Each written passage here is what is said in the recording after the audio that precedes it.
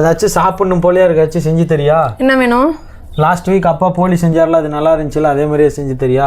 Last week அப்பா தேங்காய் போலி செஞ்சு தராங்க, நான் உனக்கு இப்போ பருப்பு போலி செஞ்சு தரவா? சரி. நல்ல டேஸ்டியான பருப்பு போலி எப்படி செய்யலாம்னு சொல்லிட்டு பார்க்கலாமா? அதுக்கு ஃபஸ்ட்டு மைதா மாவோட மஞ்சத்தூள், எண்ணெய், தேவையான அளவு தண்ணி ஊற்றி நல்லா சாஃப்டாக வர அளவு பிசைஞ்சு எடுத்துக்கோங்க. ஊற வச்ச கடலைப்பருப்பை குக்கரில் போட்டு தேவையான அளவு தண்ணி, சால்ட்டு, மஞ்சத்தூள் போட்டு 5 விசில் விடணும்.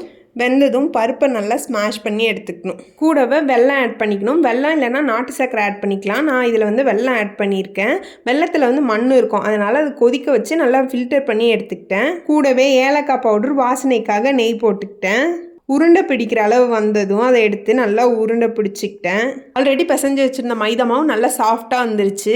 இதுக்கு நடுவில் நம்ம ரெடி பண்ணி வச்சுருந்த ஸ்டஃபிங்கை வச்சு நல்லா சப்பாத்தி மாதிரி தேய்ச்சி எடுத்துக்கலாம். அவ்வளோதாங்க. இது தோசைக்கல்லில் போட்டு எடுத்து நல்லா சுட சுட சாப்பிட்டிங்கன்னா செம்ம டேஸ்டியான பருப்பு போலி ரெடி. நீங்களும் உங்கள் வீட்டில் ட்ரை பண்ணி பாருங்கள், செம்ம சூப்பராக இருக்கும். குயிக்காக, டேஸ்டியாக, ஹெல்த்தியாக பருப்பு போலி செஞ்சாச்சு. எப்படி இருக்குன்னு சொல்லிட்டு மறக்காமல் கமெண்ட் பண்ணுங்கள்.